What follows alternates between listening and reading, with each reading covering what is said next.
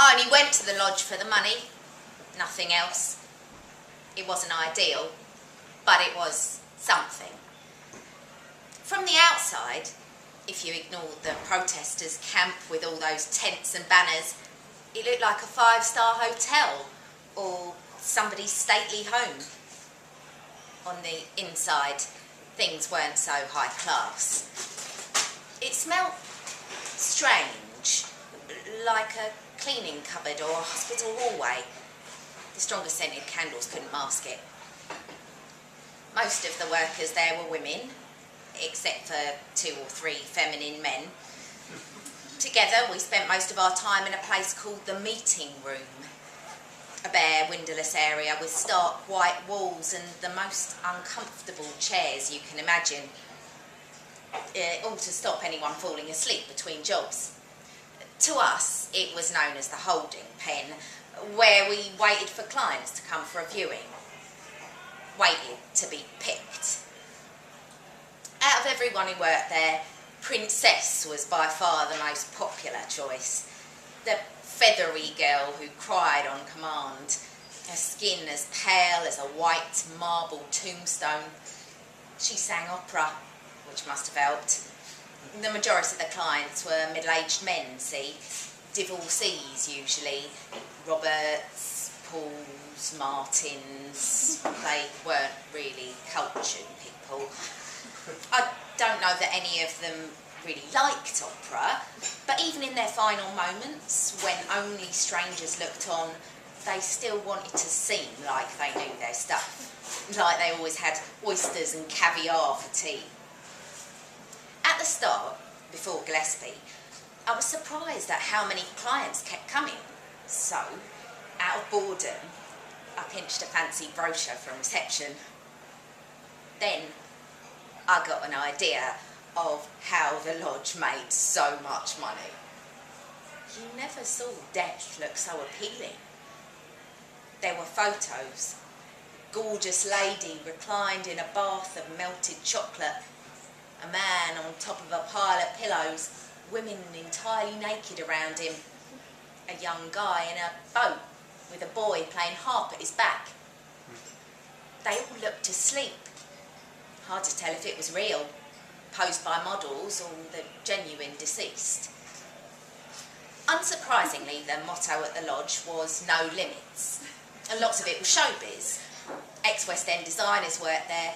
They built themed rooms, hired out costumes, orchestras, lighting, audiences.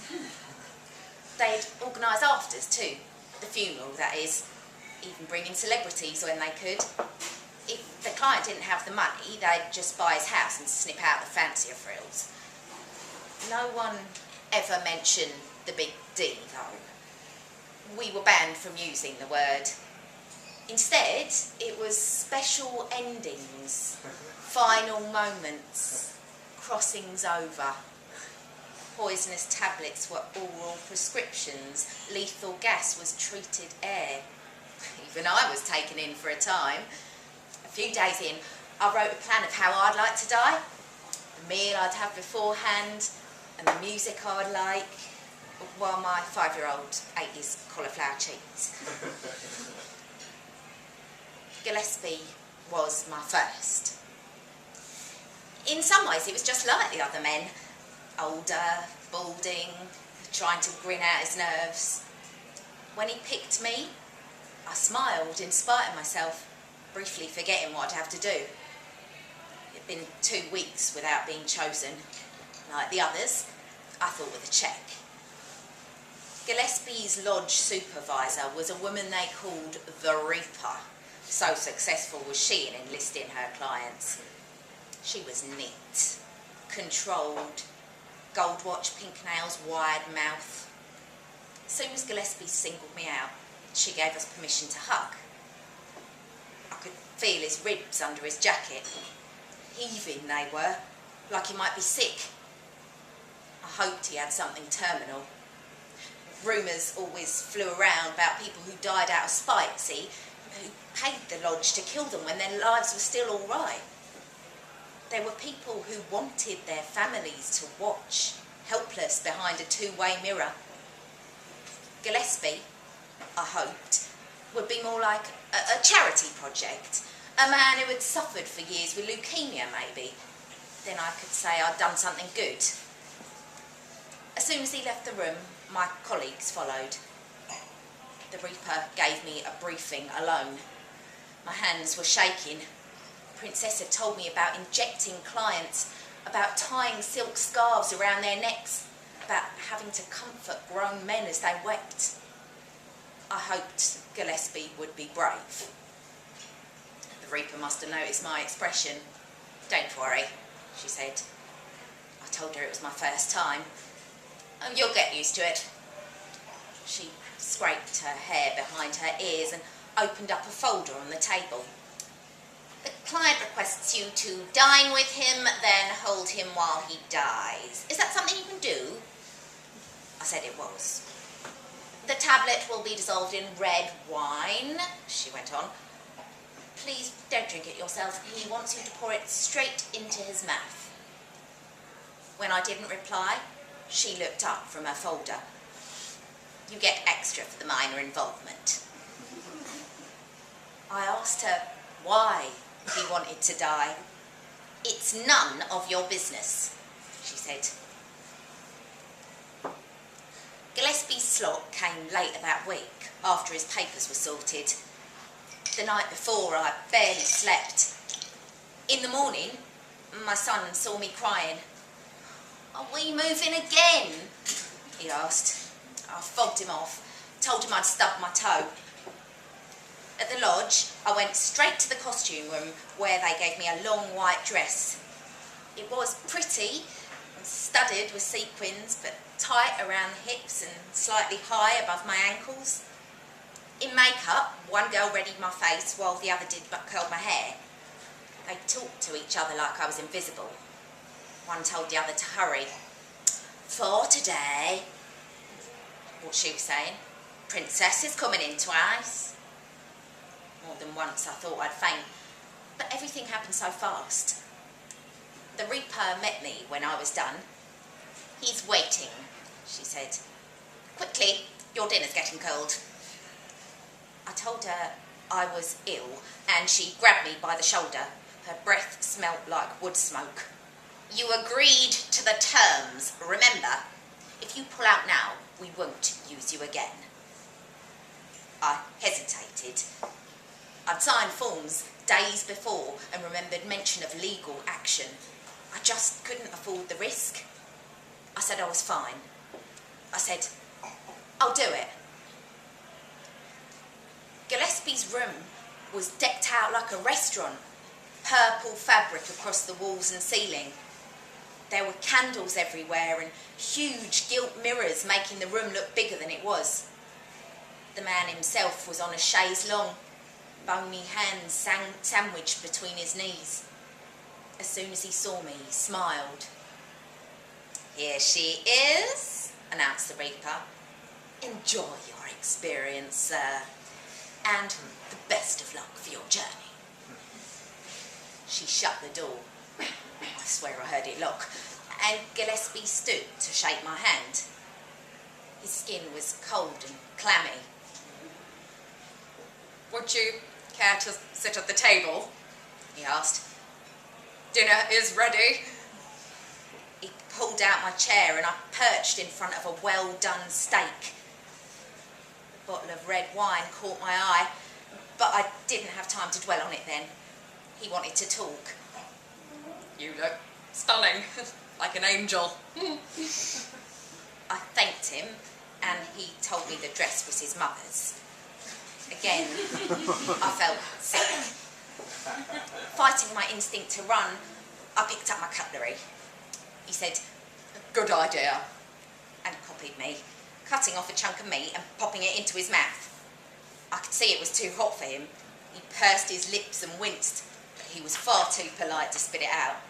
Cheeks firing up, he grabbed a glass of water and finished it in seconds. The silence started to bother me. I didn't know what to say. Luckily, he spoke first. "Do you like steak?" he said. before I could... yes, I lied. I chewed on a piece, and again there was silence. You must get some lovely meals here, he said. Before I could stop myself, I blurted out, I haven't done this before. Really? There was a long pause. Me neither, he said.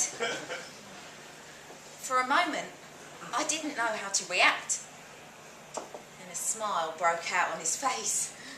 I laughed in relief. After that, our conversation came more easily. He told me his age, only 53, and that he'd spent all his life in computing. Turned out he lived down the road from me, in a house next to my little boy's nursery. All the while, my nausea came and went. Sometimes it was gone for a minute or more, and I started to enjoy myself. Couldn't stay calm, of course. When I placed my cutlery onto my plate, the laughter and jokes dried up. Gillespie looked at the bottle of wine. I suppose it's time, he said. I was panicking. Does it have to be? I said. He looked surprised. But that is why we're here. Why though? I asked without thinking. Why don't you just go home? I've sold my home, he said. To pay for this? My heart was thumping. What about your family? I asked. Your friends? They're expecting it. What? My ex-wife's waiting outside. She's watching through that mirror. I felt disgusted. Used. I told him he was sick. And then I heard his reply. She asked to come, he said. It's what she wanted. What could I do? I tried not to look in the mirror. I tried to talk him out of it. I tried, but it didn't work. There's no other option, he said. It's been a tough life. In the end, Gillespie poured his own glass of wine. I couldn't because I was shaking too hard. He held the poison high in front of him, shut his eyes, and took a deep gulp. For minutes, we waited. Nothing happened. I started to think they'd got it wrong, giving him a normal drink. My breathing calmed. Then he started gagging. I helped him to the chaise longue and held him in my arms. There was nothing else I could do. I cried when the gagging stopped. His chest was no longer moving. Eventually I remembered to check his pulse. Gone. I laid his body down. It was the signal. In seconds the Reaper came in with a handkerchief. Take this, she said. Gather your stuff and go. This isn't the time, place for questions. This isn't the time. Even my grief for Gillespie disappeared after 2 or 3 days. The grief for the job that I'd lost took so much longer. I still got my cheque, but the money didn't last. Nothing does.